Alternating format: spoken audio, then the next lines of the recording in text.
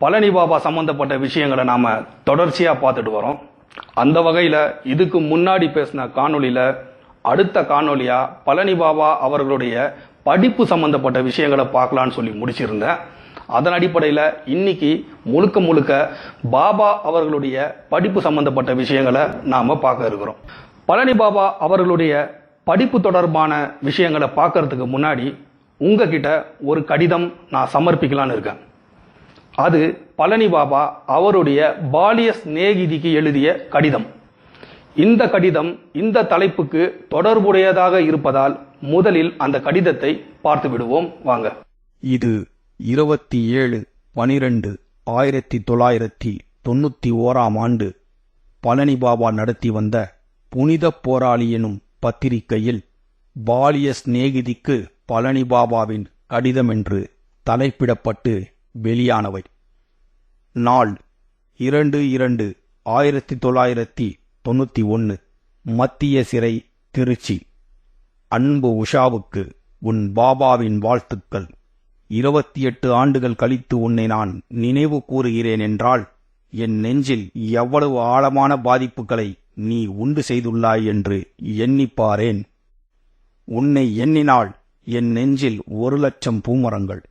குழந்தைகளாய் நாம் குன்றை நகரில் கூடி கழித்த குறும்பு நாட்கள், அன்று நீயும் நானும் நம்மோடு பலரும் விளையாடிய அதே இடத்தில் இன்று உன் குழந்தைகள் விளையாடும் என்று கருதுகின்றேன். பெரும் மகிழ்வடைகின்றேன். நான் பள்ளி இறுதி முடித்துவிட்டு இனிமேல் படிப்பு தொடர மாட்டேன் என்று வீட்டில் அடம்பிடித்தேன். விவரமறியா நாட்களவை, விளையாட்டு பருவச்சுவை அவையே. நீ மட்டும் என்னை உற்சாகப்படுத்தாவிட்டால் இன்று கற்ற மக்களோடு நான் சமப்படுத்திட பார்க்கவே முடியாத பள்ளத்துக்கு போயிருப்பேன். நான் கல்லூரியில் கழித்த நாட்களில் காலம் தவறாது கடிதங்களை எழுதி என்னை என்னுள் உறங்கியிருந்த ஆழமான அறிவை நீ அடையாளம் காட்டி ஆர்வப்படுத்தினாய். என்னுள் ஒரு மாபெரும் அறிவுக்கடல் உறங்கியதை விழிப்புக்கு கொண்டு வர உனக்கு அந்த சிறுவயதில் கூட ஞானம் இருந்தது. விளையாட்டுத்தனங்களில் விபரமறியாது நான் விடை கொடுக்க நினைத்த விலைமதிப்பற்ற கல்வி செல்வத்தை விரைந்து வந்து நீ தக்க நேரத்தில் என் தகுதியை தடம் காட்டியிராவிடில் இந்நேரம் நான் தடம் புரண்டு பல கோடி பேரில் ஒருவனாயிருந்திருப்பேன். என்னை எனக்கே அடையாளம் காட்டிய அழகிய அடக்கமான கண்ணாடி நீ. நீ மட்டும் அன்றென்னை அடையாளம் காட்டியிராவிடில் இன்று எனக்கொரு அடையாளமே இருந்திருக்காது. என் அடையாளங்களின் அடைக்கலம் நீ. என் பயணப்பாதையின் தக்க திருப்புமுனை நீ. தவழும் வயதிலேயே நடக்க ஆரம்பித்து விட்டேன். தள்ளாடி விழுந்தும் எழத் தெரிந்து கொண்டேன். இன்முகத்தோடு நீ இறுதியாய் கூறியவைகளை இன்னும் இதயத்தில் வைத்துள்ளதால்தான் இன்று கூட இத்துணை காலம் கழித்தும் உன்னை நினைவு கூற முடிந்தது. இன்று நீ என்னை கண்டால் அடையாளம் கண்டு கொள்வாயோ என்னவோ. ஆமாம், நீ பார்த்த பாலியம் போய் இப்போது நடுத்தரம் என்னை நன்றாக பதித்து உள்ளது. இப்பொழுது நாளும் தெரிந்த 41 வயது எனக்கு. இது என் 110வது சிறைவாசம்.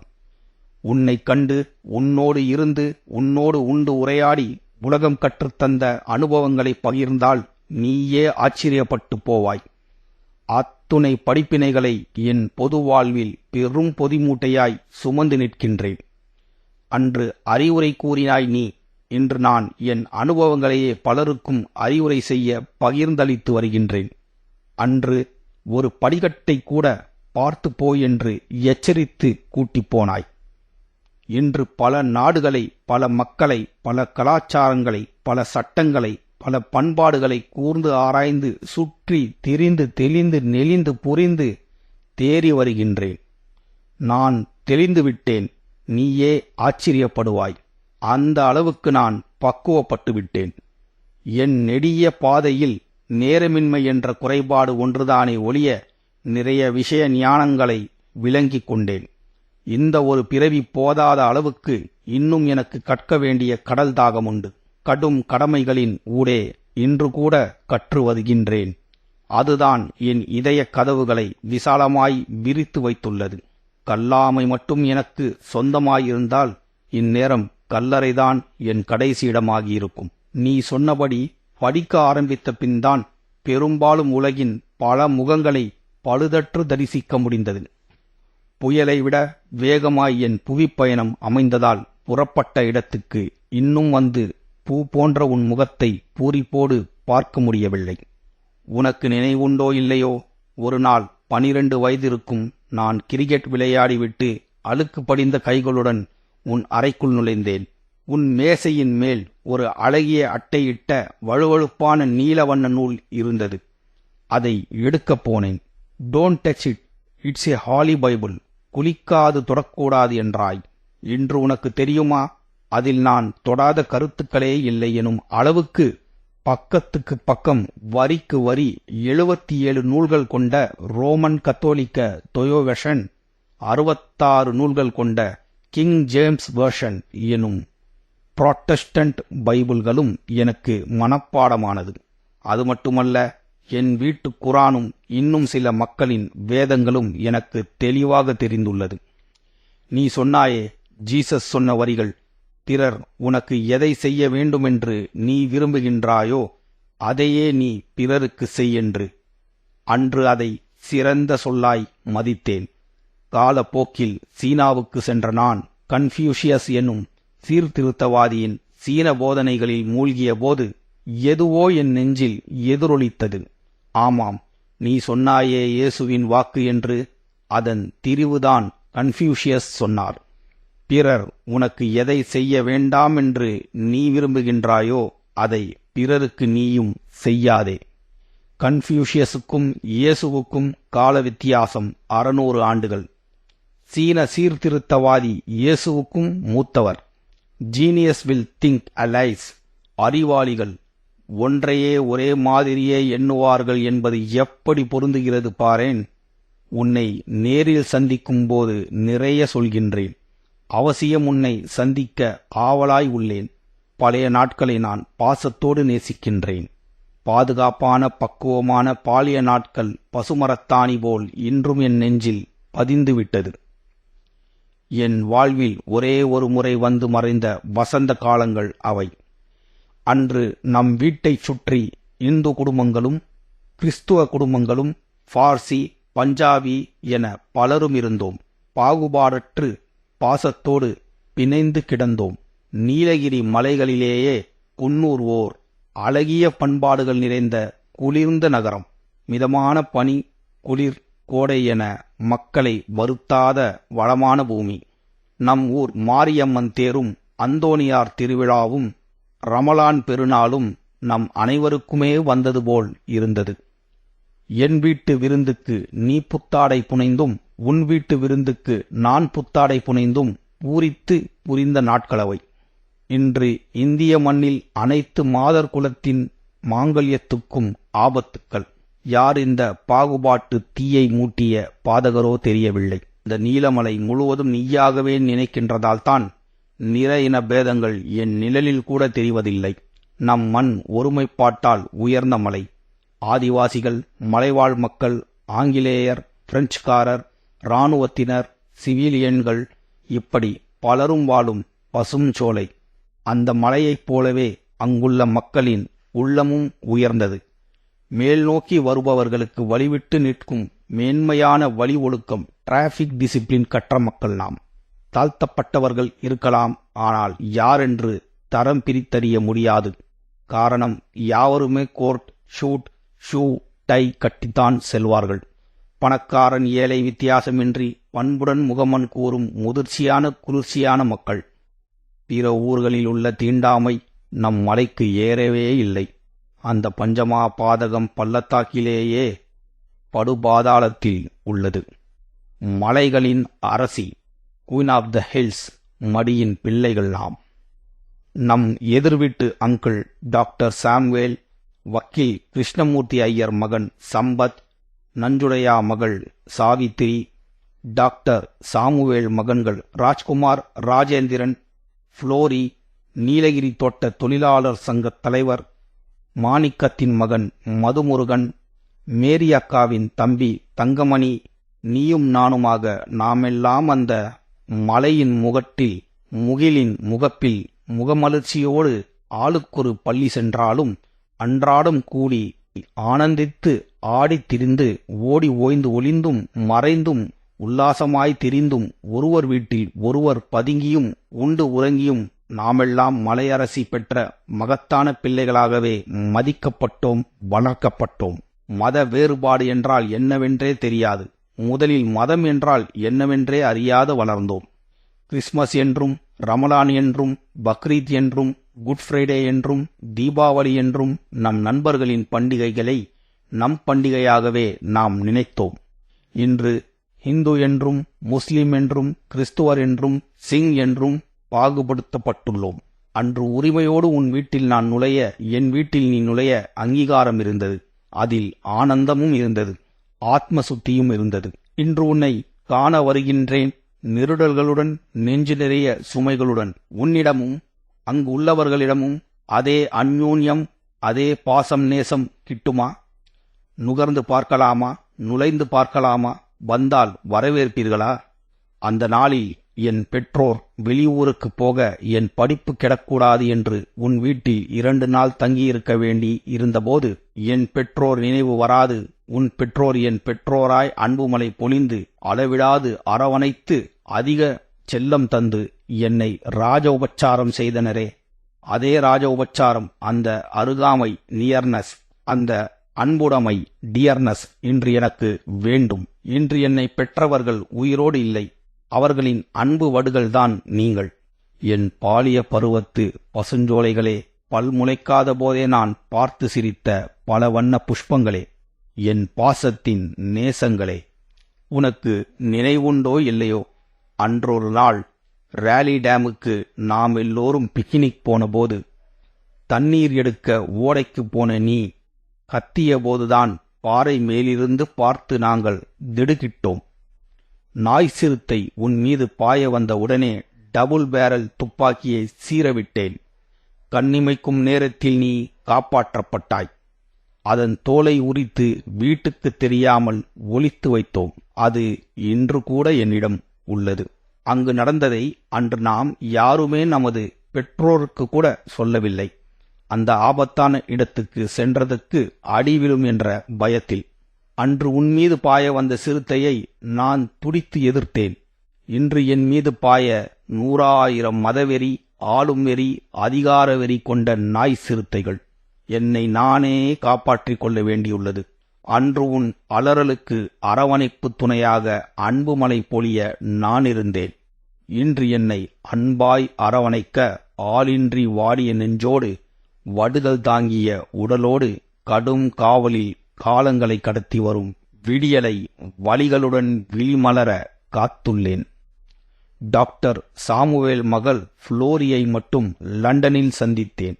டாக்டராக உள்ளார். அவரின் பெற்றோர் கூட மவுண்ட் பிளசண்ட்டுக்கு குடிமாறிவிட்டதாக கூறினார். அதன்பின் உங்களில் யாரையுமே பார்க்க நேரமின்றி பரபரப்புக்கு ஆளானேன். ஆளுக்கொரு கல்லூரிக்கு ஆளாகப் போனாலும் ஆண்டுக்கொரு முறை நாம் அவசியம் சந்தித்தோம். அளவளாவிய அண்ணன் தங்கைகளாய் அன்புருகிப் போனோம். அன்னை தந்தை மறைந்த பின், ஆண்டுகள் மறைந்தோடி அனாதையான பின் அவர்களின் அன்புக்கு ஏங்கவே அஞ்சி அங்கு வரவே அச்சப்பட்டேன். அகிலமெங்கும் பணிகள் அகன்று போனதால் இந்த இடைவெளி. இடையிடையே மின்னலிடும் என் இளம் பிராயத்து நினைவலைகள் இருந்தும் பல பணிகள் பாரங்களால் பால் போன்ற பசும் நினைவுகளை புரட்டி பார்க்கவே நேரமின்றி கடும் புயலில் சிக்கி வெகு தூரம் சென்று விட்டேன். சிறை வாழ்வில் சில மணி நேர ஓய்வு கிட்டியதால் சிறு பருவத்தை, சீரிய நீரோடைகளை சிறிதே சிந்தித்தேன். அந்த சிறப்பான நாட்களை ரசித்தேன், மெய்சிலிர்த்தேன். என் பேனா என்னையும் அறியாது உன்னை நினைவு கூறுகிறது.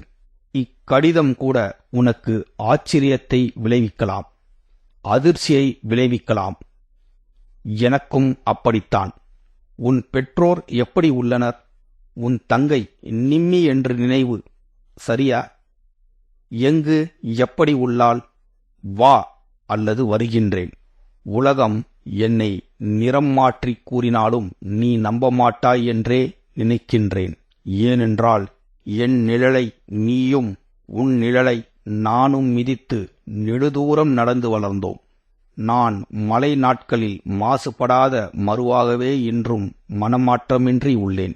யாரோ சுய தேவைக்கு என்னை தீவிரவாதி என்றும் மதவாதி என்றும் கலவரவாதி என்றும் கூறலாம். என்னுள் என்றுமே உள்ள பழைய பாசங்கள், நேசங்கள், மனித நேயங்கள் இன்றும் மடியவில்லை. அது இன்றும் என்றும் என் நெஞ்சில் ஓடும் ஜீவ நேச ஆறு வற்றாது வளைமையோடு உள்ளது. நீதானே என்னை காட்டும் கண்ணாடி. வருகிறேன் என் முதிர்ச்சியை கண்டபின் கூறு நான் யாரென்று. உலகம் யாரையும் பழி சொல்லியே பழகிவிட்டது. அது பண்டைய பண்பாடு. பழகியவர்கள் நீங்கள் சொல்லுங்கள், பழைய பாசநேசமுள்ளவனா இல்லையா என்று. உலகத்தின் அழுத்தம் பற்றி எனக்கு அச்சமில்லை, அஞ்சப் போவதுமில்லை. ஏனெனில் நான் அன்று தொட்டு இன்று வரை ஆண்மைக்கு முதலிடம் தந்தேன். அதனால் உலகத்தின் அழுத்தம் பற்றி அஞ்சவில்லை. ஆனால் உள்ளத்தின் உறுத்தலுக்கு உண்மையில் அஞ்சுகின்றேன்.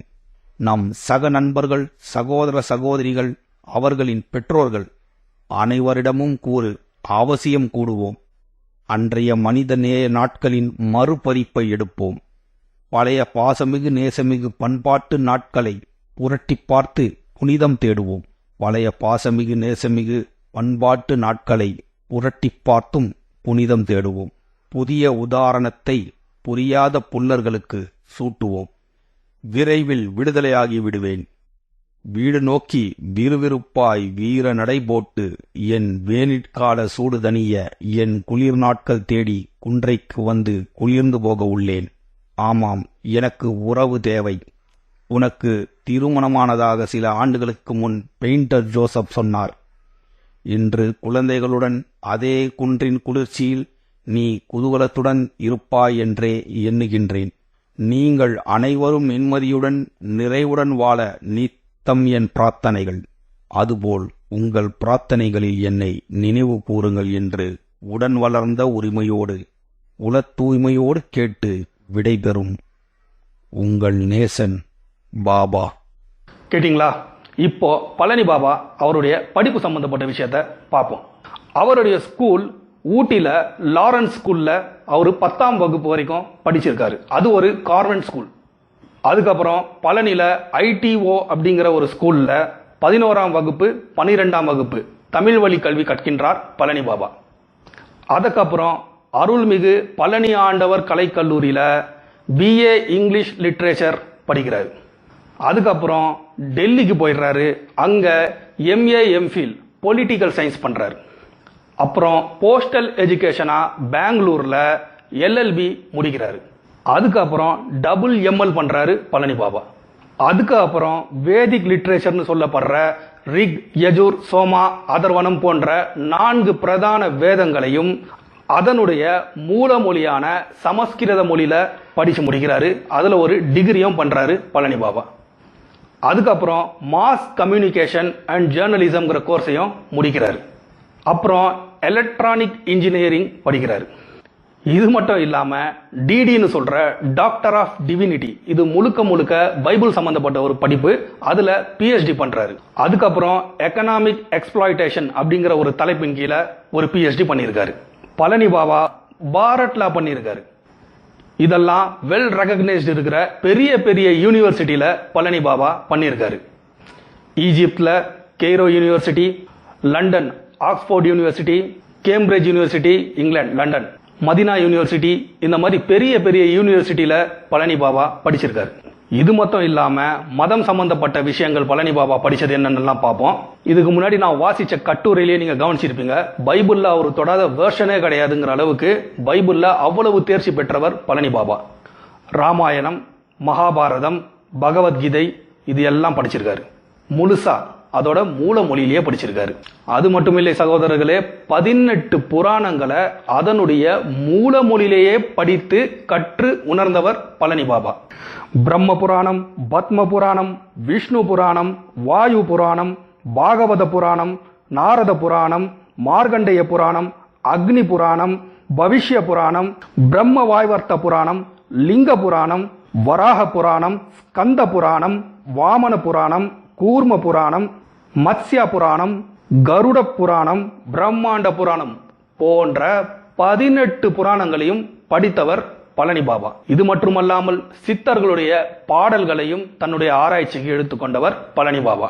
கிட்டத்தட்ட அனைத்து சித்தர் பாடல்களும் எதெல்லாம் கிடைச்சிருக்கோ அதெல்லாம் முழுசா படித்தவர் பழனி பாபா. அது மட்டுமல்ல, சீக்கியர்களோட புனித நூலான குரு கிரந்த் சாஹிப் அப்படிங்கிற நூலையும் முழுமையா படித்து உணர்ந்தவர் பழனி பாபா. இது மட்டுமல்லாமல் புத்த மதத்தை தீவிரமா ஆராய்ச்சி செய்தவர் பழனி பாபா. புத்த மதத்தின் 2 பிரதான பிரிவுகளான ஹீனயானம், மகாயானம், இது இரண்டையும் மிக தீவிரமாக கற்று அந்த சமூகத்தோடையே பழகி அவர்களுடைய கலாச்சாரம், வழக்கங்கள் இவை அனைத்தும் கற்றவர் பழனி பாபா. சீக்கியர்களுடனும் மிக நெருக்கமாக பழகி அவர்களுடைய அனைத்து அனுஷ்டானங்களையும் அச்சு பிசறாமல் பழனி பாபாவுக்கு தெரியும். அந்த அளவுக்கு அதில் ஞானம் பெற்றவர் பழனி பாபா. அவர் இறுதியாக தொட்ட வேதம்தான் முஸ்லிம்களின் திருக்குரான். முஸ்லிம்களின் சொல்ல முடியாது, உலக மக்கள் அனைவருக்கும் அனுப்பப்பட்ட திருக்குரான் அவர் இறுதியாக தொட்டது. அதையும் மூல மொழியில் முழுமையாக கற்று மனனம் செய்த ஒரு ஹஃபீஸ் பழனி பாபா. இப்போ நான் குறிப்பிட்ட இந்த விஷயங்கள் மட்டும்தான் பழனி பாபா படிச்சாருன்னு கேரண்டியா சொல்ல முடியாது. எனக்கு அவருடைய எழுத்துக்கள்லையும் அவருடைய பேச்சுக்கள்லையும் கிடைத்த தகவல்களை தொகுத்து தான் நான் உங்ககிட்ட பேசியிருக்கேன். தவிர இது மட்டும் பழனி பாபா படித்தார் என்று சொல்ல நான் தயாராக இல்லை. அவருடைய படிப்பின் மீது இருந்த ஆர்வம், படிப்பின் மீது இருந்த காதல், அவர் மரணம் அடையும் போது கூட ஒரு மாணவனாகத்தான் மரணம் அடைந்திருக்கின்றார். அவர் இறுதி வரை படிப்பை கைவிடவில்லை. படிப்பின் முக்கியத்துவத்தை மிகவும் உணர்ந்தவர். அதனால் அவருடைய பொதுக்கூட்டங்களில் அவர் படிப்பின் அவசியத்தை அதிக அளவில் பேசியும் இருக்கின்றார். படிக்க சொல்லி மாணவர்களை மோட்டிவேஷனும் பண்ணியிருக்காரு. பழனி பாபா படிப்பின் மீது வெறி பிடித்தவர். அதனால் அவர் அதிகம் கற்றார். அவர் கற்றது மக்களுக்கும் கற்பித்தார். நன்றி.